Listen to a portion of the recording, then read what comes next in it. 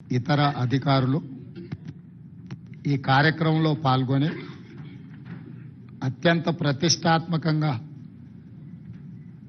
ప్రభుత్వం భావిస్తున్న ఈ కార్యక్రమాన్ని ఈరోజు మీడియా మిత్రుల సమక్షంలో కార్యక్రమాన్ని ప్రారంభించుకోవడం జరిగింది. మీకందరికీ తెలుసు,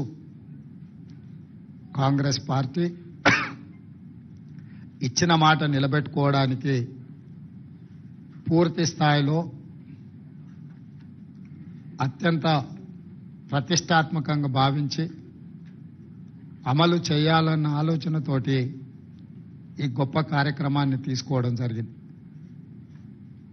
ప్రజాపాలన గ్రామాలలో, మున్సిపల్ వార్డులలో, పట్టణాలలో డిసెంబర్ 28 నుండి జనవరి 6 తారీఖు వరకు 8 పని దినాలలో గ్రామ సభలు ఏర్పాటు చేయడం ద్వారా ఈ అప్లికేషన్లు ముందే గ్రామాలకు పంపించి ప్రజలకు అందుబాటులో పెట్టి ప్రజలు ఇందులో అడిగిన సమాచారాన్ని సేకరించి అర్హులైన లబ్ధిదారులందరికీ కూడా సంక్షేమ పథకాన్ని అమలు చేయాలన్న ఉద్దేశంతో ప్రభుత్వం ఈ గొప్ప కార్యక్రమాన్ని తీసుకున్నది.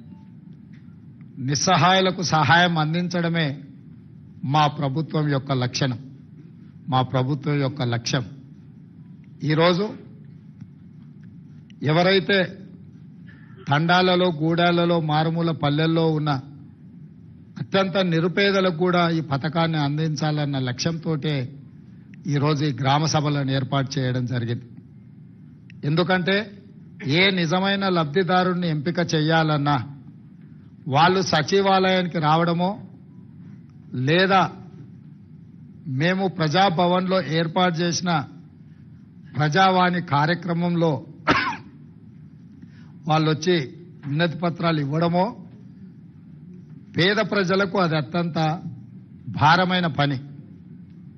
గ్రామాల నుండి, సుదూర ప్రాంతాల నుంచి హైదరాబాద్ నగరానికి రావడం, హైదరాబాద్ నగరంలో మళ్ళీ పంజగుట్ట చౌరస్తా చేరుకొని జ్యోతిరావు పూలే ప్రజాభవన్ దగ్గరికి వచ్చి ముందు రోజు రాత్రే ఇక్కడ నిరీక్షించి అక్కడ వినతి పత్రాలు ఇస్తున్నారు అని అంటే ప్రజలకు 10 సంవత్సరాల నుంచి ప్రభుత్వం అందుబాటులో లేకపోవడం, పరిపాలన ప్రజల దగ్గరికి చేరకపోవడం వల్ల తీవ్రమైన ఇబ్బందులను ప్రజలు ఎదుర్కొంటున్నారు. ఆ ఇబ్బందులు ఎంతగా పేరుకపోయినాయని అంటే ప్రభుత్వాలు మోయలేనంత భారంగా మారినాయి. అందుకే ఈరోజు వారంలో 2 రోజులు ప్రజావాణి కార్యక్రమాలు తీసుకుంటే దాదాపుగా 24,000 పైచిలకు అప్లికేషన్లు వచ్చినాయి. ఇందులో ప్రధానంగా భూమికి సంబంధించిన సమస్యలు, ఇల్లు లేని వారి సమస్యలు, లేకపోతే ప్రభుత్వం వైపు నుంచి అందించాల్సిన రాజీవ్ ఆరోగ్యశ్రీ లాంటి సమస్యలే ప్రధానంగా రావడం జరిగింది. వీటన్నిటిని కూడా విశ్లేషించి ఆయా శాఖలకు, ఆయా అధికారులకు పంపించి వాటి మీద చర్యలు తీసుకునే విధంగా ఈరోజు మా ప్రభుత్వం ప్రయత్నం చేస్తుంది. అందుకే నేను సహచర మంత్రులందరితో మాట్లాడినప్పుడు ఎంపీటీసీలు కావచ్చు, జడ్పీటీసీలు కావచ్చు, జిల్లా పరిషత్ చైర్మన్లు కావచ్చు, లేకపోతే ఎమ్మెల్యేలు కావచ్చు, మంత్రులు కావచ్చు, వీళ్ళందరూ కూడా గ్రామ సభల ద్వారా ప్రజల దగ్గరికి వెళ్ళినప్పుడు ప్రభుత్వమే ప్రజల దగ్గరకు వచ్చిందన్న భావన కలిగి ఈ ప్రభుత్వం మీద విశ్వాసం కలుగుతుంది. ఈ ప్రభుత్వం మా ప్రభుత్వం, ఈ ప్రభుత్వం ప్రజల ప్రభుత్వం, ఈ ప్రభుత్వం ప్రజల సమస్యల్ని పరిష్కరిస్తుందన్న విశ్వాసం ప్రజలల్లో నెలకొంటుంది. ఈ కార్యక్రమాన్ని విజయవంతంగా అమలు చేయడం ద్వారా, ఈ కార్యక్రమాన్ని విజయవంతంగా అమలు చేయాలి అనంటే వాళ్ళని ప్రజావాణి కార్యక్రమానికి, ప్రజాభవన్కు రప్పించుకోవడం కాదు, ఇక్కడ ఉండే గతంలో గడీల లోపల జరిగిన పరిపాలనను గ్రామాలకు చేర్చాలన్న ఆలోచన మా ప్రభుత్వానికి వచ్చే ఈరోజు ఈ గ్రామ సభలను ఏర్పాటు చేయడం జరిగింది. ఈ ప్రజా పరిపాలన ద్వారా ప్రజల యొక్క సమస్యల్ని పరిష్కరించాలని ఈరోజు ఈ ప్రభుత్వం నిర్ణయం తీసుకున్నది. దానికి సంబంధించి ప్రజలు, అది మహాలక్ష్మి పథకం కావచ్చు, గృహజ్యోతి కావచ్చు, ఇందిరమ్మ ఇండ్లు కావచ్చు, రైతు భరోసా కావచ్చు, ఏ సంక్షేమ పథకమైనా ప్రజలకు చేరాలి అనంటే నిజమైన అర్హులైన లబ్ధిదారుల వివరాలు ప్రభుత్వం దగ్గర ఉండాలి. అప్పుడు మేము టార్గెట్ పెట్టుకొని పనిచేయడానికి ఉంటుంది. ఫర్ ఎగ్జాంపుల్ 500 రూపాయలకు సిలిండర్ కావాలి అని ఈ కార్యక్రమంలో ఒక 50 లక్షల అప్లికేషన్లు వచ్చినాయి అనుకోండి. అప్పుడు మాకు ఒక లెక్క తెలుస్తుంది, మేము 20 లక్షలు ఇచ్చినామా, మేము 30 లక్షలు ఇచ్చినామా, మేము 50 లక్షలు ఇవ్వగలిగినామని. ఇందిరమ్మ ఇళ్ల కోసం వచ్చిన దరఖాస్తులు, ఇల్లు లేని పేదలు ఎంతమంది ఉన్నారో మాకు లెక్క తెలిసినప్పుడు మేము ఆ టార్గెట్ను రీచ్ అవ్వడానికి 100% మేము అహర్నిశలు కృషి చేయడానికి ఉంటుంది. ఇట్లా ప్రతి సంక్షేమ పథకానికి ప్రజలు అర్హులు దరఖాస్తు పెట్టుకున్నప్పుడు అందులో ఎన్ని పరిష్కరించినామో మాకు తెలిస్తే ఇంకెన్ని పరిష్కరించాల్సిన అవసరం ఉందో మా బాధ్యత మేము గుర్తు చేసుకోవడానికి అవకాశం ఉంటుంది. అందుకే ఈ కార్యక్రమాన్ని ఒక మంచి ఉద్దేశంతో ప్రజలకు మేలు చేయాలన్న ఆలోచనతోటి డిసెంబర్ 28, 2023న ప్రారంభమయ్యి జనవరి 6, 2024 వరకు కొనసాగుతుంది. మండలాల వారీగా ప్రతి మండలాన్ని 2 గ్రూపులుగా విడగొట్టి ఒక గ్రూప్కి ఎంఆర్ఓ గారు, ఇంకొక గ్రూప్కి ఎంపీటీఓ గారు బాధ్యత వహిస్తారు. అదేవిధంగా ప్రతి అధికారి రోజుకు 2 గ్రామాలను సందర్శిస్తాడు. ఉదయం 8 గంటల నుంచి 12 గంటల వరకు ఒక గ్రామంలో గ్రామ సభ జరిగితే మధ్యాహ్నం 2 గంటల నుంచి 6 గంటల వరకు ఇంకొక గ్రామంలో గ్రామ సభ జరుగుతుంది. ఆ విధంగా అన్ని గ్రామాలను, అన్ని మున్సిపల్ వార్డులను కవర్ చేయడం. ఒకవేళ జనాభా ఎక్కువ ఉన్న గ్రామాలలో అక్కడ కౌంటర్స్ ఎక్కువ తెరిచే ఏర్పాటు చేస్తున్నాం. మహిళలకు, పురుషులకు కూడా సపరేట్ గా కౌంటర్స్ పంపిస్తున్నాం. ఇదే కాకుండా డిసెంబర్ 28 నుంచి జనవరి 6 తారీఖు వరకు గ్రామ పంచాయతీలల్లో గ్రామ కార్యదర్శి లేకపోతే అంగన్వాడీ టీచర్లో ఎవరినో పెట్టి అక్కడ అప్లికేషన్లు పెట్టి, ఒకవేళ గ్రామ సభలో అప్లికేషన్లు ఇవ్వలేకపోయిన వాళ్ళు గ్రామ పంచాయతీలో కూడా ఈ పని దినాలలో ఇచ్చుకునే విధంగా కూడా ఏర్పాట్లు చేస్తున్నాం. ఎందుకనంటే ఈ రోజు తప్పితే మళ్ళీ అవకాశం గ్రామ పంచాయతీలలో ఏర్పాట్లు చేస్తున్నాం. అదేవిధంగా భవిష్యత్తులో కూడా నిజమైన లబ్ధిదారులు ఎవరైనా అప్లికేషన్ పెట్టుకోకపోతే తర్వాత ఎంపీడీఓ, ఎంఆర్ఓ ఆఫీసులలో కూడా వాళ్ళు ఇవి తీసుకెళ్లి ఇచ్చుకునే అవకాశం కల్పిస్తాం. ఎందుకనంటే ఈ వారం రోజులు దాటితే మళ్ళీ అప్లికేషన్ పెట్టుకోవడానికి అవకాశం ఉందో లేదో, మాకు వస్తుందో రాదో, ఒకవేళ అప్లికేషన్ పెట్టకపోతే రాదేమో అన్న ఆందోళన చెందాల్సిన అవసరం లేదు. ఈ స్పెషల్ డ్రైవ్ ఎందుకంటే మీ గ్రామాలకే ప్రభుత్వాన్ని పంపించాలన్న ఆలోచనతోటి, మీ గ్రామంలోనే మీరు ఎక్కడికి వెళ్లాల్సిన పని లేదు, మీరు ఎవరిని కలవాల్సిన పని లేదు, మీరు ఎవరి కోసమో ఎదురు చూడాల్సిన పని లేదు. ప్రభుత్వమే మీ దగ్గరకు వచ్చింది, మీ గ్రామానికి వచ్చింది, మీ వార్డుకు వచ్చింది, మీ మధ్యలో ప్రభుత్వం ఉంది. ఈ ప్రభుత్వం మీది, మీకోసమే ఏర్పడ్డ ప్రభుత్వం. అందుకే మీ దగ్గరికి రావాలన్న జవాబుదారీతనంతో గ్రామ సభలు ఏర్పాటు చేయడం ద్వారా ఈ ప్రభుత్వాన్ని గ్రామాలకు పంపిస్తున్నాము. గతంలో గడీల మధ్యలో జరిగిన పరిపాలనను గ్రామాల మధ్యకు తీసుకొచ్చి గ్రామ సభలు పెడతామని ఎన్నికల కంటే ముందు మేము మాట ఇచ్చినాం. ఆ మాట నిలబెట్టుకోవడానికి 100% మేము ప్రయత్నం చేస్తున్నాం. డిసెంబర్ 7 తారీఖు నాడు మేము బాధ్యత తీసుకుంటే జనవరి 7 తారీఖు లోపలనే ఈ లబ్ధిదారుల యొక్క వివరాలన్నీ సేకరించే ప్రయత్నాన్ని మా ప్రభుత్వం పూర్తి స్థాయిలో మేము పని చేస్తున్నాం. మీడియా మిత్రులకు కూడా నా సూచన, పూర్తిగా సహకరించండి. ఇది ప్రజల మేలు కోసం, ప్రజల బాగు కోసం, నిస్సహాయులకు సహాయాన్ని అందించడం కోసం తీసుకొస్తున్న పథకము. దీన్ని ప్రజలందరికీ చేరేసే విధంగా మీరు మీ బాధ్యత నెరవేర్చండి. మీరు మేము కలిసి పనిచేస్తే ప్రభుత్వం యొక్క పథకాన్ని ప్రజలకు చేరవేయాలంటే అనుసంధానకర్తలుగా వ్యవహరించాల్సింది మీడియా మిత్రులే. ప్రజలకు ప్రభుత్వానికి మధ్యలో వారధిగా నిలబడండి. ఈ సమస్యల పరిష్కార సారథులుగా మారండి.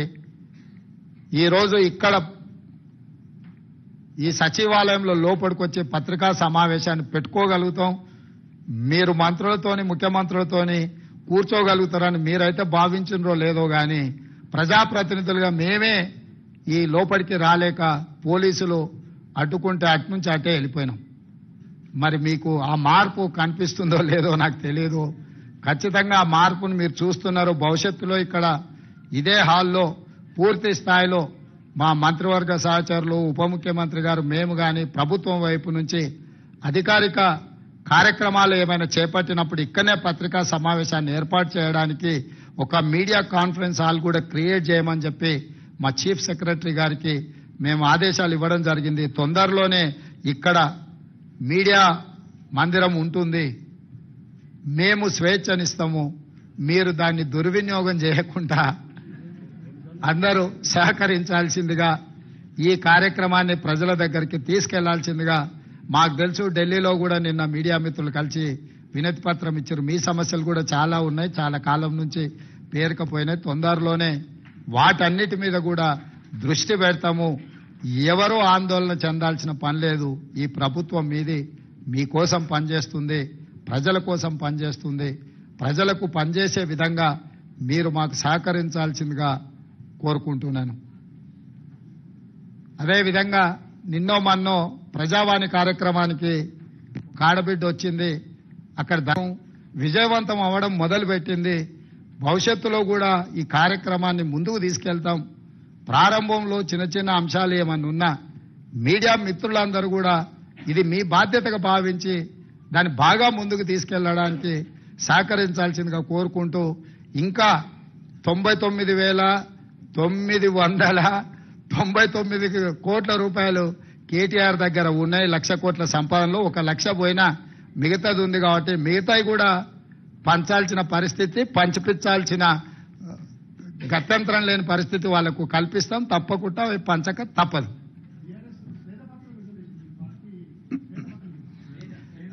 ఇప్పుడు నేనేమంటున్నా అంటే, ఆ రోజు అసెంబ్లీలోనే నేను చెప్పిన, నువ్వు మేనేజ్మెంట్ కోటాలు వచ్చినోడు అయ్యా, నీకేం తెలియదు, ఊరికే అరవడం వల్ల ఏం ప్రయోజనం లేదని. మొత్తం సభ నడిచిన తీరు మీరు చూసిరు కదా. బాబా బామర్దుల తాపత్రయం తప్ప ఒక్క సభ్యుడన్నా లేచి వీళ్ళు మాట్లాడుతున్న దాన్ని సమర్థించినరా? శాసనసభలో జరిగిన చర్చలు అన్ని తీసుకోరు. వాళ్ళిద్దరే ఆరాట పడుతున్నారు, వాళ్ళిద్దరే పోరాటం చేయాలని చూస్తున్నారు. మిగతా ఎవ్వరు వాళ్ళతో కలిసి రాలే. అక్కడ అన్ని గంటలు వాళ్ళకి అవకాశం ఇచ్చినాం చర్చించడానికి. వాళ్ళు ఎంతసేపు అడిగితే అంతసేపు మైక్ ఇచ్చినాం. మా అందరికీ ఎంత తీసుకున్నాం అంతకంటే ఎక్కువ వాళ్ళకి అవకాశం ఇచ్చినాం. సో అక్కడ చెప్పలేంది ఇంటి దగ్గర పోయి ఆయన మాట్లాడుతుండు. వెనకడికి ఎవరో ఇద్దరు దంచుతున్నారట. ఆ దంచుడు ఎట్లుందనంటే రోళ్ళకెళ్ళి నిప్పులు ఇట్లా ఎగురుతున్నాయి. ఇక ఆ దంచడం చూసి అందరు అబ్బా ఏం దంచుతురు అని అందరు చప్పట్లు కొడుతూనే ఉన్నారు భజన పార్లు అందరు. ఓ అరగంట అయినాకో పెద్దావిడ మిసలావిడ అట్లకెళ్ళి పోత చూసి, అరే ఆ రోళ్ళు జొన్నలు లేవు, సజ్జలు లేవు, ఎందుకు ఎగిరెగిరి దంచుతురు, ఎంత దంచినా అలసిపోడు తప్ప దాంతో వచ్చేది ఏం లేదని చెప్పినాడు. అసెంబ్లీలో కూడా హరీష్ కేటీఆర్ దంచుడు గట్లున్నది. ఆడ విషయం లేదు. ఎగిరెగిరి దంచినా ఎగరకుట్ట దంచినా ఆడున్నది అంత గంతే. మేము ఉన్న వాస్తవాలు అక్కడ బయట పెట్టినాం. మా ఆర్థిక మంత్రి గారు, మా ఉప ముఖ్యమంత్రి గారు వాస్తవాలను అక్కడ టేబుల్ చేసి మీరు ఏమేం చెప్తారో చెప్పండి అని చెప్పి రోజంతా సమయం ఇచ్చినాం. అక్కడ చెప్పాల్సింది చెప్పకుండా ఇంటికాడికి పోయి మళ్ళేదో కొత్త దుకాణం తెరిచింది. వాళ్ళ దగ్గర ఉన్న ఆస్తి ప్రజల యొక్క రక్త మాంసాలను పీల్చి పిప్పి చేసి సంపాదించుకున్న సంపద ఈరోజు వాళ్ళు తింటున్నారంటే అది రక్తపు కూడు, అది శ్వేతపత్రం కాదు. మా వాళ్ళు ఏం చెప్పిండ్రు, నిజంగా ఉపయోగపడే వాటి అన్నిటినీ కూలగొట్టి మళ్ళీ నిర్మించిందని అన్నారు. ఫర్ ఎగ్జాంపుల్ ఈ సచివాలయమే తీసుకో. గతంలో ఉమ్మడి రాష్ట్రానికి ఉపయోగపడ్డ సచివాలయం 2012లో ఎల్ఎన్టీ కంపెనీ కట్టిన భవనాలు అన్నీ ఉండే. 12 లక్షల స్క్వేర్ ఫీట్ ఉండే ఆ రోజు. ఆ రాష్ట్రం తరలిపోయినాక మొత్తం మనకు ఉపయోగంలో ఉండి ఇంకా అవసరమైతే ఇంకా కొన్ని హాస్పిటల్స్కో కొన్ని ప్రభుత్వ కార్యాలయాలు కూడా ఎక్కడెక్కడ కిరాయికునో వాటన్నిటిని ఇక్కడ తరలించి పెట్టుకోవడానికి అవకాశం ఉండే. ఒకవేళ ఇది మీకు అచ్చి రాలే, దీన్ని ఏ ప్రభుత్వ ఆసుపత్రిగానో మార్చి కొత్త ఖాళీ జగాలో ఈ సచివాలయాన్ని కట్టినుంటే ఇది ఉపయోగపడుతుండే, అది ఉపయోగపడుతుండే.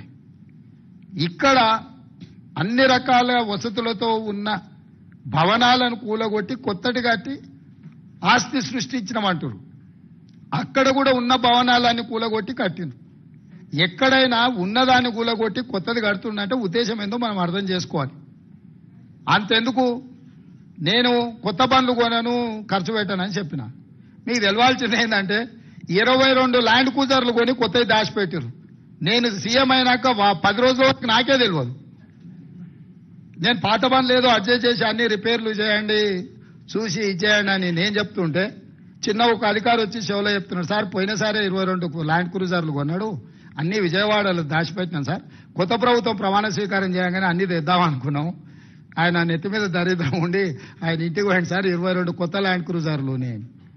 అసలు ఇన్ని వందల వేల వాహనాలు ఉన్నప్పుడు చెప్పా పెట్టకుండా కొని దాచిపెట్టినాయి కేసీఆర్. మూడోసారి కూడా వస్తాడు అన్ని అందరూ 22 అంటే ఆయనకు ఆయన వంది మాగతులకు అందరికీ ఉండడానికి. ఇట్లాంటివి ఆయన సృష్టించిన సంపద. అది ప్రభుత్వ ఆస్తి తీసుకోకుండా వెళ్ళిపోతే కావాలంటే మీరు కూడా తిరగండి, ఇస్తాం అట్లా రౌండ్ కొట్టరండి.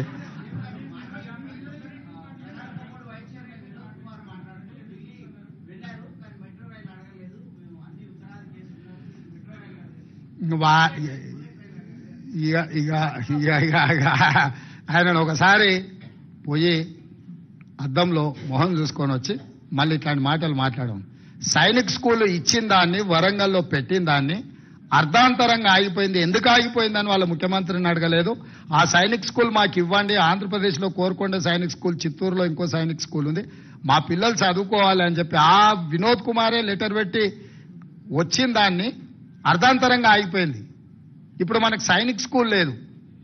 ఆ విషయం ప్రస్తావించని వినోద్ కుమార్ గారు ఐటీఐఆర్ కారిడార్ వెనక్కిపోతే ఎందుకు పోయిందని అడగలేని వినోద్ కుమార్ వచ్చి ఇంకా ఈ రోజు వచ్చి మాకు బుల్లెట్ ట్రైన్ గురించి మాకు శుద్ధులు చెప్తున్నాడు.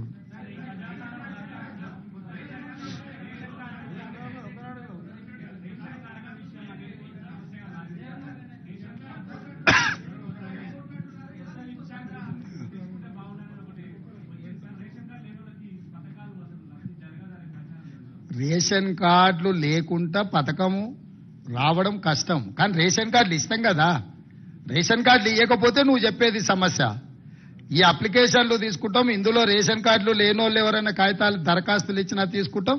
రేషన్ కార్డుల కోసం ప్రభుత్వం నిరంతర ప్రక్రియ కింద ముందుకు వెళ్తుంది.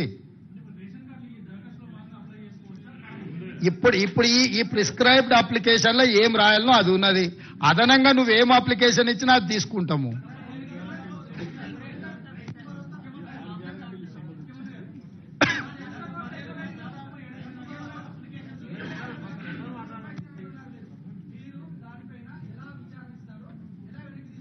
ఏంటిది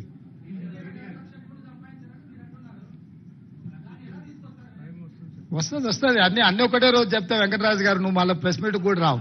డెఫినెట్ గా నువ్వేం టెన్షన్ తీసుకోక. ఏంటన్నా నీకు తెలిసిన వివరాలు కూడా ఉంటే వాటిని కూడా ఇస్తాం. ఇప్పుడు ఆల్రెడీ కాళేశ్వరం మీద ఆర్డర్ ఇచ్చినాం, చూసినావు కదా. మేడిగడ్డ అన్నారం బ్యారేజ్ల మీద ఏం చేయదలుచుకున్నాం ఇచ్చినాము. అదే విధంగా ఛత్తీస్గఢ్ది యాదాద్రి భద్రాద్రి మీద కూడా ఆర్డర్ ఇచ్చినాము. దాంట్లో జ్యుడిషియల్ ఎంక్వైరీలో వెళ్ళే వివరాలు, రికవరీ, రెవెన్యూ రికవరీ యాక్టులు ఇవన్నీ ఉన్నాయి కదా. అప్పుడే అయిపోలేవు, ఇంకా 30 రోజులే కాలే, ముందుంది కదా ముసళ్ళ పండుగ.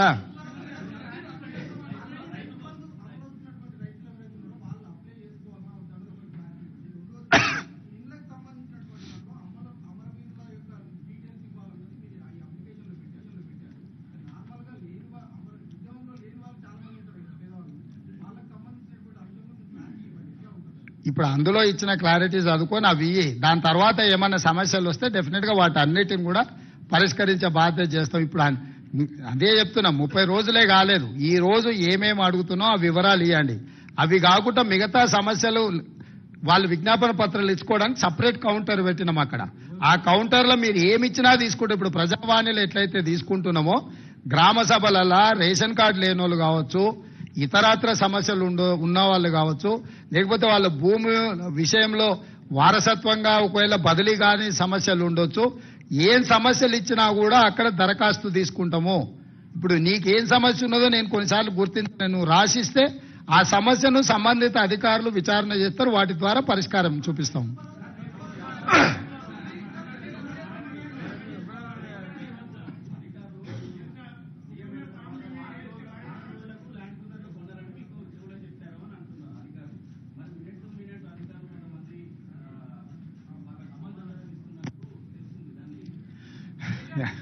నువ్వు చెప్పిన సమాచారం కూడా కొంత ఉంది. ఆ వివరాలు చెప్పే అధికారుల పేర్లు కూడా చెప్పినావు అనుకో, ఇంకా కొంచెము పారదర్శకంగా ముందుకెళ్దాం.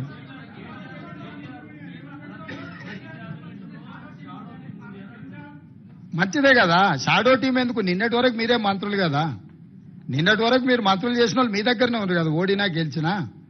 వాళ్ళనే షాడో మినిస్టర్స్ గా పనిచేయమని మంచిదే కదా. ఇన్ని రోజులు పని చేయలేదు, ఒళ్ళొంచలేదు, ఇప్పుడన్నా ఒళ్ళొంచే పని చేయండి. షాడో మినిస్టర్ ఉంటే తప్పేముంది?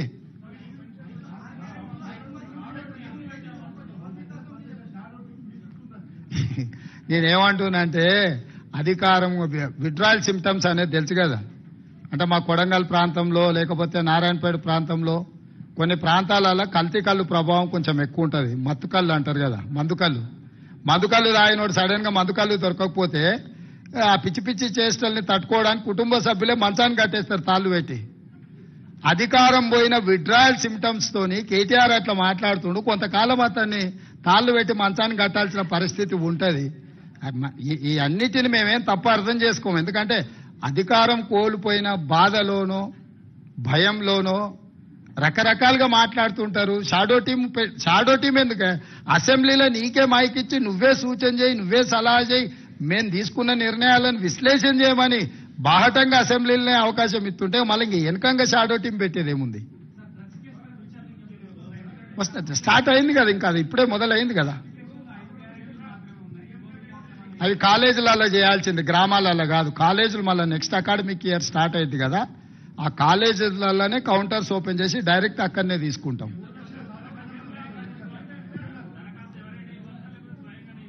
ఎవరైనా ఇవ్వచ్చు, దాంట్లో వివరాలు రాసినాయి కదా. ఇప్పుడు తల్లుంటే కొడుకేయచ్చు, లేకపోతే పక్కింటోళ్ళు కూడా తెచ్చేయచ్చు. మీలాకటి వాలంటీర్స్ కూడా గ్రామంలో ఇల్లు తిరిగి రాసుకొచ్చి ఇచ్చినా కూడా తీసుకుంటాం.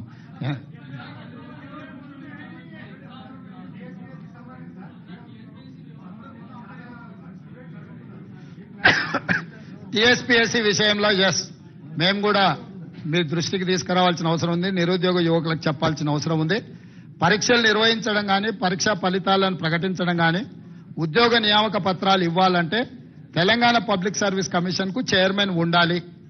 చైర్మన్ లేకుండా ఈ ప్రక్రియ ఏది జరగదు. ఇది న్యాయపరంగా చెల్లదు, అక్కడ ఉన్న చట్టం కూడా అనుమతించదు. ఇప్పుడు ఉన్న చైర్మన్ గారు మిగతా సభ్యులు రాజీనామా పత్రాలు సమర్పించారు. గతంలో గవర్నర్ గారికి వచ్చిన ఫిర్యాదుల మేరకు వారు కొన్ని నిర్ణయాలు తీసుకోవడానికి రాష్ట్రపతి అనుమతి అడగడము, రకరకాల వివిధ స్థాయిలలో అవి పెండింగ్ లో ఉన్నాయి. వాటిని ఒక్కసారి పరిశీలించిన తర్వాత న్యాయ నిపుణుల సలహా తీసుకొని వీళ్ళని ఆమోదిస్తామన్నారు. కొత్తగా చైర్మన్ సభ్యులను నియమించుకొని పారదర్శకంగా నిర్దిష్టంగా నియామకాలు జరుగుతాయి. ఎవరు ఏ గందరగోళ పడాల్సిన అవసరం లేదు, ఏ విద్యార్థులు ఆందోళన చెందాల్సిన అవసరం లేదు. ఇవాళ ప్రశ్నాపత్రాలు పల్లి బఠానీలలాగా జిరాక్స్ సెంటర్లో అమ్మకాలు జరిగినప్పుడున్న చైర్మన్లు మెంబర్ల మీద నిరుద్యోగ యువకులకు విశ్వాసం లేకపోవడం, నిర్వహించిన పరీక్షలు అన్నిటిని కూడా రద్దు చేయడం, రకరకాల గందరగోళ పరిస్థితుల్లో ఈరోజు విద్యార్థులు నిరుద్యోగ యువకులు ఉన్నారు. కాబట్టి వాళ్ళు ఆల్రెడీ గవర్నర్ గారికి రాజీనామాలు సమర్పించారు. నాకు తెలిసి నెక్స్ట్ 4-5 రోజుల్లో గవర్నర్ గారు వీటి విషయంలో నిర్ణయం తీసుకోబోతున్నారు. వారు నిర్ణయం తీసుకున్న ఎంబడే వేగంగా కొత్త బోర్డును నియామకాలు చేపడతాము. చేపట్టిన ఎంబడే పోటీ పరీక్షలు నిర్వహిస్తాము. పోటీ పరీక్షల ఫలితాలను ప్రకటించి పారదర్శకంగా సంవత్సరం తిరిగే లోపల డిసెంబర్ 9, 2024 లోపల క్యాలెండర్ డేట్ మేము రిలీజ్ చేసినాము.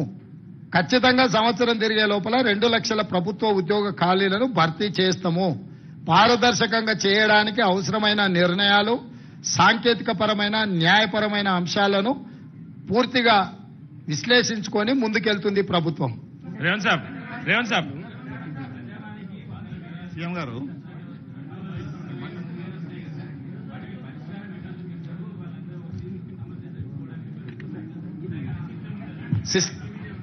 సిస్టమ్ ఉన్నది, ఆల్రెడీ దరఖాస్తులు తీసుకుంటున్నాం, వాళ్ళని డిజిటలైజ్ చేస్తున్నాం, వాళ్ళకు ఒక నెంబర్ ఇస్తున్నాం, ఆ నెంబర్ వాళ్ళ మొబైల్ కు పంపిస్తున్నాం, సంబంధిత శాఖలకు పంపిస్తున్నాం. అక్కడ ఒక ఐఏఎస్ ఆఫీసర్ని మొత్తం వ్యవస్థనే ఏర్పాటు చేసినాం. నిరంతరం ప్రజావానికి వచ్చే సమస్యల యొక్క పరిష్కారానికి తీసుకోవాల్సిన చర్యల కోసం ప్రత్యేకమైన అధికారులను ఒక ఐఏఎస్ ఆఫీసర్ని పెట్టినాం. వారి కింద సిబ్బందిని కూడా నియమించినము. ఇవి ఇక్కడ ప్రజావాణి దగ్గర దరఖాస్తు తీసుకోగానే ఇక్కడ పరిష్కారం జరగదు.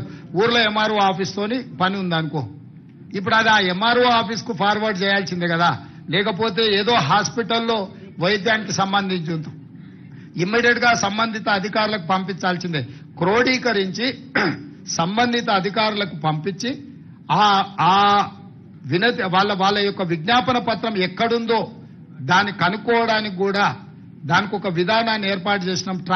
దాన్ని ట్రాక్ చేయడానికి కూడా ట్రాకింగ్ సిస్టమ్ పెట్టినాం. సో ఏ అధికారి దగ్గర వాళ్ళ కంప్లైంట్ పెండింగ్ ఉందో దాని స్టేటస్ ఏందో తెలుసుకోవడానికి కూడా సాంకేతికంగా వాటన్నిటిని కూడా డిజిటలైజ్ చేసినాం. ప్రతి దరఖాస్తును క్షుణ్ణంగా పరిశీలిస్తాము. ప్రభుత్వం పరిష్కరించగలిగిన వాటిని 100% పరిష్కరిస్తాం. ఏదైనా పరిష్కారం లేకున్నా దరఖాస్తుదారుకు చెప్తాం.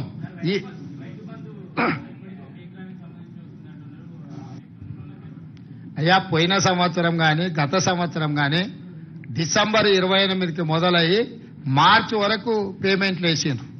ఈసారి డిసెంబర్ 9 నాడే పేమెంట్లు వేసినాం.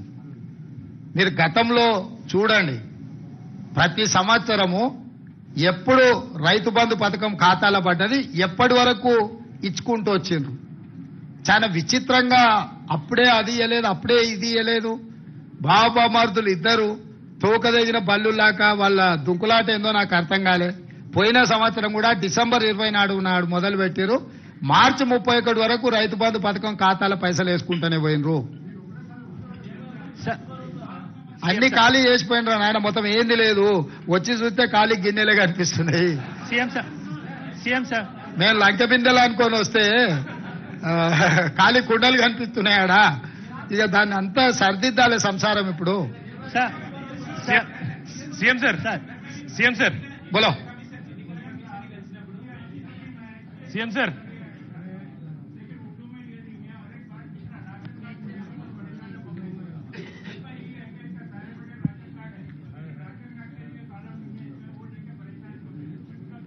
नहीं उर्दू में है. जो ग्रेटर हैदराबाद में जहां जहां उर्दू पढ़ सकते लिख सकते वो एरिया में उर्दू का एप्लीकेशन अलग बनाए. हमारा जीएचएमसी कमिश्नर उसके लिए अलग काउंटर भी बनाए. जो भी राशन कार्ड नहीं है, रेशन कार्ड भी देने के लिए एप्लीकेशन ले रहे. जिसका रेशन कार्ड है, जिसका वो आधार कार्ड है, जिसका घर का जरूरी है, जो भी जरूरी है उसमें लिखा दे. अगर उसमें नहीं है तो भी दूसरे भी अगर दरखास्त रखे तो दरखास्त लेने के लिए भी दूसरे काउंटर लगवाए. कोई चिंता करने का जरूरी नहीं है. 8 दिन हर वार्ड में, म्युनिसिपालिटीज में हर वार्ड में काउंटर रहेगा 10 बजे से लेकर 5 बजे तक. हम लोग सरकार को गांव-गांव में भेजने के लिए कोशिश कर रहे हैं. सरकार जिस दिन गांव को गया, अगर वहां पर कोई नहीं है तो भी बाद में ग्राम पंचायत में जा सकते, नहीं तो म्युनिसिपालिटी में म्युनिसिपल वार्ड को जा सकते. उसके अलावा भी तहसीलदार का ने दरखास्त दे सकते. कोई किसी को नुकसान पहुंचाने का काम अपना सरकार नहीं करेगा. जो जिसको जरूरत है सबको मिल जाएंगे. CM sir Roshan Ali sir,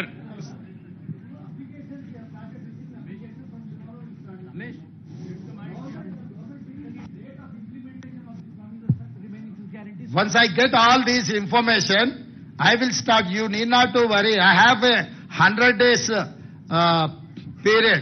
So this is only 30 days. Till January 7th is my first tenure. So I have 2 more quarters. CM sir Rahul. Sir,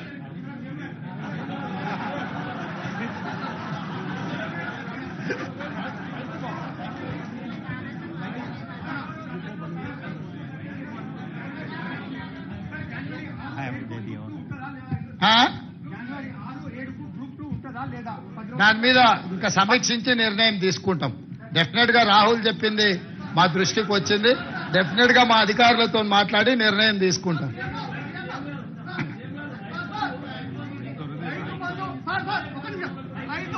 Rythu Bandhu 100 ఎకరాలకు ఇవ్వడం సాధ్యమవుతుందా కాదా? రైతు బంధు ఎన్ని ఎకరాల వరకు ఇస్తారు? వాస్తవానికి 100 ఎకరాలు ఉన్న వాళ్ళకు రైతు బంధు అవసరమా? మీ సూచన ఏంది సార్? 100 ఎకరాలు ఉన్న వాళ్ళకి మినిమం లిమిటెడ్ పెట్టండి. చీఫ్ సెక్రటరీ గారు వారి పేరు, వారు ఇచ్చిన సూచన రాసుకోండి, ఎగ్జామిన్ చేద్దాం. Sir sir hello CM sir Pramod CM గారు ఒక ప్రశ్న ప్రమోద్ గారు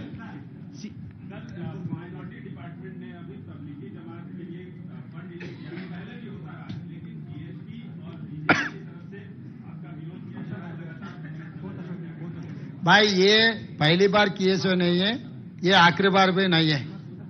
2004 से लगातार वो प्रोग्राम होते जा रहे, वो सिलसिले में अभी ये सरकार भी वही निर्णय लिए, कोई चिंता करने का जरूरी नहीं है। हम लोग पूरा इसका पर्यवेक्षण करने वाले हैं।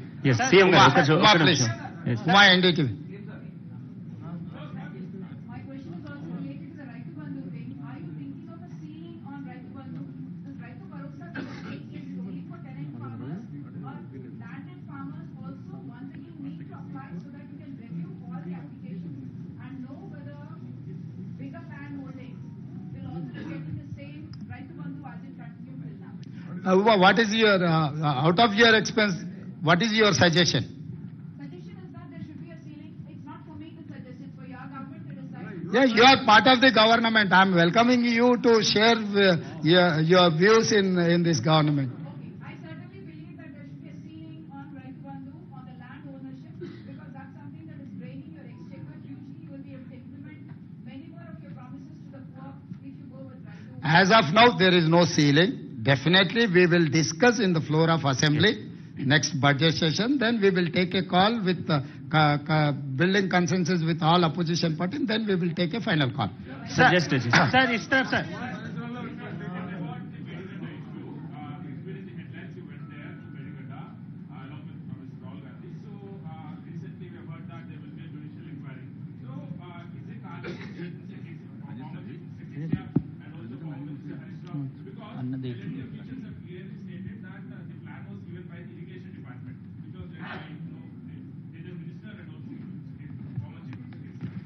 तो ये यहाँ हर आदमी चार्लेस ओबराज भी आप कुछ पूछे तो वो बोलेगा कि मैं कुछ नहीं किया, मैं ऐसे गुनाह कुछ भी नहीं किए, मुझे छोड़ दो, ऐसी कहता है। तो इसमें कौन गुनहगार है, कौन क्या किए, कौन कहां से लूटे, ये सब सारे इंक्वायरी इसीलिए डाल रहे कि जुडिशियल इंक्वायरी इसीलिए बना रहे कि कौन कौन जिम्मेदार है। इंक्वायरी में ये पूरा तय हो जाएंगे, एल&टी का रोल क्या है, हरीश राव का रोल क्या है, केसीआर जी का रोल क्या है और अलग दूसरे अधिकारी का भी क्या रोल है, वो बाद में पता लगेगा कि after once we have completed our inquiry. CM sir ఇస్ तरफ sir CM sir yes very soon CM sir Ashish. గత ప్రభుత్వంతో చాలా కామెంట్ చేశారు. గతంలో గవర్నర్ కూడా కొన్ని కామెంట్ చేసినప్పుడు మీరు కూడా మద్దతు తెలిపారు, ఒక ఆడపిల్ల అట్లా అనొద్దు అని. సో ఆ గవర్నమెంట్ తో గవర్నర్ కు ఉన్న గ్యాప్ ని ఆ గవర్నమెంట్ ఆమె చాలాసార్లు ప్రతిఘటించే ప్రయత్నం చేశారు. మీ గవర్నమెంట్ తో గవర్నర్ గారికి రిలేషన్ ఎట్లా ఉండబోతుంది? ఎట్లున్నది అనుకుంటున్నా ఈ 25 రోజులు సేమ్ అట్లనే కంటిన్యూ అయింది। सर आपकी गवर्नमेंट यहाँ पर कर्नाटक के कांग्रेस गवर्नमेंट से काफी ज्यादा इंस्पायर है। 5 गारंटी सारे यहाँ पर जो तेलंगाना में आपकी सरकार है, कांग्रेस की सरकार जो कर्नाटक में है, हमने इलेक्शन कैंपेन के दौरान भी देखा कि काफी ज्यादा वहां से इंस्पिरेशन लिया। कर्नाटक सरकार ने एक फैसला लिया, बेंगलोर में उनकी म्यूनिसिपैलिटी ने 60% बोर्ड्स जो हैं साइनेजेस लोकल लैंग्वेज में होंगे। आपकी क्या राय है? तेलंगाना में हैदराबाद शहर में भी ये चीज होना चाहिए। प्लस उनका कहना है कि 70% लोकल को इंडस्ट्रीज में अपॉइंटमेंट मिलना चाहिए। इन दो इश्यूज पे आपका व्यू क्या है? और सेकंड मेरा क्वेश्चन सर, आपने और डिप्टी चीफ मिनिस्टर साहब ने प्राइम मिनिस्टर से मुलाकात की है, उसका एजेंडा क्या था, क्या बातचीत हुई? एजेंडा तो सीधा सीधा कल ही पत्रकारों को पूरा एक्सप्लेन किए हमारा डिप्टी चीफ मिनिस्टर। हमारा कोई हिडन एजेंडा नहीं है, हमारा लोगों के ऊपर कोई कुछ केस नहीं है, कुछ लूट मार किए सो वाले माफ करने के लिए झुकने का भी नहीं है। हम सीधा गए, हमारे दरखास्त दिए तेलंगाना जनता के तरफ से। प्राइम मिनिस्टर ने आश्वासन दिलाया कि भाई सरकार, केंद्र सरकार, प्रदेश सरकार के लिए अच्छा मदद देंगे, तो we are expecting that support. और तीसरी बात, ये जो चर्चा हो रही है ये 5 गारंटीज के बारे में, कर्नाटक के मॉडल, इधर के मॉडल, उधर के मॉडल, कहीं के मॉडल नहीं है, तेलंगाना मॉडल है। तेलंगाना मॉडल के हिसाब से हम जिम्मेदारी से ये काम निभाएंगे। जो जो वेलफेयर के लिए एलिजिबल है, हर eligible person will get this welfare scheme. Sir ఒక్క నిమిషం సార్, ఇప్పుడు ఆల్రెడీ రైతు బంధు కానీ పెన్షన్లు కానీ ఒక్క నిమిషం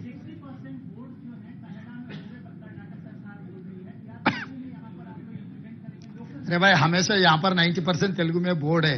we need not to worry about Telugu, Urdu, English, क्योंकि हर दुकान में मैं जो देखते जाता हूँ तेलुगु में है.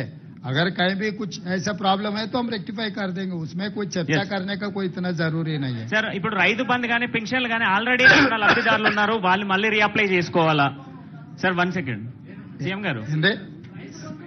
పెన్షన్ మళ్ళీ ఆల్రెడీ reapply డాటాలు చేసుకోవాలా? ఉన్నారా నాయన? దాంట్లో ఎవరు కావాల్సి ఉన్నా వాళ్ళు ఎవరు అప్లికేషన్ ఎవరికైతే కావాలనో వాళ్ళని అప్లికేషన్ పెట్టుకో అని చెప్పినాం. వాళ్ళు ఎవరు అవసరమైతే వాళ్ళు అప్లికేషన్ పెట్టుకుంటారు. దాంట్లో నీకెందుకు కన్ఫ్యూజన్ ఉందో నాకు అర్థం కాలేదు. సీఎం సార్, సీఎం గారు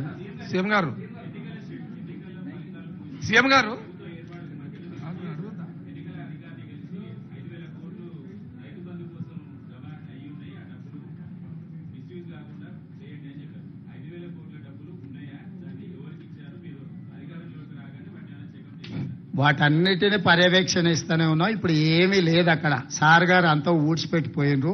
తూడ్చిపెట్టిండు ఊడవడమే కాకుండా చాలా డ్రైగా ఉన్నది. వాటన్నిటిని కూడా సమీక్షిస్తున్నాం. అందుకే కేంద్రం నుంచి రావాల్సిన నిధుల కోసం కూడా అక్కడికి వెళ్ళి కలిసినాము. వాటన్నిటిని పర్యవేక్షించుకొని అందుకే మీకు శ్వేతపత్రం ఇచ్చినాం. ఎందుకు చెప్పాల్సి వచ్చింది అన్ని వివరాలు? మనం ఎక్కడి నుంచి మొదలు పెడుతున్నాం? వెనకటికి పెద్దోళ్ళు చెప్పి రేట్లు వేసినా లెక్క పెట్టేయమని. సో ఈ కేసీఆర్ ఎవరికేమి ఇచ్చిండో ఎక్కడ ఏముందో కూడా చెప్పని పరిస్థితి ఉన్నందుకే ఈరోజు శ్వేతపత్రం విడుదల చేసినాము. శ్వేతపత్రం విడుదల ద్వారా 6,71,00,000 పైచీలకు కేసీఆర్ అప్పు చేసి మనల్ని నిండా ముంచి ప్రభుత్వం వదిలేసి అందరు కలిసి పరారైపోయినరు. ఈ పరిస్థితిలో నుంచి మనం తేరుకొని ఒక మంచి ఉద్దేశంతోని ఆలోచనతోని ప్రభుత్వం ముందుకు వెళ్తుంది. అన్ని విషయాలు పరిగణలోకి తీసుకుంటాం. ఎక్కడెక్కడైతే రాబడులు ఉన్నాయో వాటన్నిటిని కూడా తెచ్చుకుంటాం. భేషజాలకు వెళ్లాల్సిన పని లేదు. కేంద్ర ప్రభుత్వం నుంచి మనకు రావాల్సిన నిధులు ఏమన్నా ఉంటే వాటిని తెచ్చుకుంటాం. అన్ని రకాలుగా సమీక్షించుకొని ముందుకు వెళ్ళడం జరుగుతుంది. ధన్యవాదాలు. ముఖ్యమంత్రి గారు సార్, సీఎం గారు ఈ సీఎం సార్, ధరణి రద్దు చేస్తున్నారు. అలాగే CM sir, Sriram, thank you. The success of free bus pass for women ఎంత సక్సెస్ అయిందంటే ఆటో డ్రైవర్లకి కష్టాలు మొదలయ్యాయి, వాళ్ళ ఇన్కమ్ తగ్గిపోయింది. So while that is the success, ఆ డబ్బు లేడీస్ చేతిలో ఉంది, డ్రైవర్స్ తాలూకు ఇన్కమ్ తగ్గింది. దాని మీద ఏమైనా కొంచెం కన్సిడర్. ఆల్రెడీ మా ఎలక్షన్ మేనిఫెస్టో మీరు ఒకసారి చూడండి. ఆటో డ్రైవర్లకు కూడా ఆర్థిక సహాయం ఇస్తాం. దీన్ని మేము ముందే ఊహించినాం. ఇది జరిగితే వాళ్ళకి ఏదైనా ఇబ్బంది జరుగుద్ది, నష్టం జరుగుద్దన్న ఆలోచన ముందే మా మేనిఫెస్టో కమిటీ చైర్మన్ గారు శ్రీధర్ బాబు గారు గుర్తించే మా ఎలక్షన్ మేనిఫెస్టో కమిటీలో ఆటో డ్రైవర్లకు ఆర్థిక సహాయాన్ని అందిస్తామని చెప్పినాము. స్పష్టంగా ఆటో డ్రైవర్లను కూడా అందరు వాళ్ళ వివరాలు సేకరిస్తాం. వాళ్ళకు కూడా ఆర్థిక సహాయాన్ని అందించే ప్రయత్నం చేస్తాం. सर आपकी सरकार ने बीआरएस गवर्नमेंट पे आरोप लगाया है कि they have made this state a dead ridden state, तो आप इसको कैसे सरप्लस करेंगे और साथ ही साथ जो लोन्स लिए हैं उसको आप कैसे फिर से वापस प्रॉपर स्टेट में लाएंगे? जो मिसयूज करना छोड़ दिए तो स्टेट सरप्लस हो जाएगा. जितना मिसयूज कर दिए कि आदत हो गए, उनको आदत से मजबूर हो गई केसीआर सरकार ने. पिछले सरकार जो भी रिसोर्सेस है मिसयूज करने में उन लोगों का ध्यान है. मिसयूज के अलावा करप्शन, तो हमारे सरकार मिसयूज और करप्शन को रोक दिए तो जितने भी वेलफेयर करना है कर देंगे. जितने भी बैंक्स का जो भी पेमेंट करना है वो भी पेमेंट कर सकते. आगे हम डेवलपमेंट के लिए भी हम प्लानिंग कर लेंगे. एंड केंद्र सरकार से जो मिलने वाला है मैचिंग ग्रांट के साथ साथ में जो ग्रांट्स है, बहुत सारे ग्रांट्स एंड मैचिंग ग्रांट्स को छोड़ दिए ये पिछले सरकार. तो हम लोग इसीलिए जिम्मेदारी से प्रधानमंत्री जी से हम लोग में जो भी पेंडिंग हमारा स्टेट को आने के एक्सचेकर के लिए जो पैसे केंद्र सरकार से आने हैं सब सारे पूछ के आगे हम लगातार उनके बारे में हम केंद्र सरकार से हम हमेशा कंसेंसस बिल करके जो पैसे आने हैं पैसे ले लेके आगे सरकार चलाने वाले हैं. सीएम साहब एक ये सवाल है, क्या लोकसभा चुनाव को लेकर हाईकमान से आपकी कोई दिल्ली में बातचीत हुई है? एक, और नंबर 2, क्या जैसे दूसरे राज्यों में इंडिया अलायंस दूसरी पार्टियों को भी शेयर देने की वो देख रही है, तेलंगाना में क्या आप किसी और पार्टी का, आम आदमी पार्टी या समाजवादी पार्टी या किसी पार्टी का कोई स्टेक देखते हैं, या सिर्फ कांग्रेस यहाँ पे यूनानिमस पूरी सारी लोकसभा सीट पर चुनाव लड़ेगी? ये सेक्रेटेरिएट है, सरकार चलाने के बारे में हम जवाब देंगे। जो पॉलिटिकल का मुद्दा उठाए हम गांधी भवन में जवाब देंगे। సార్ సీఎం గారు మీరు రోజు Okay, thank you. Thank you.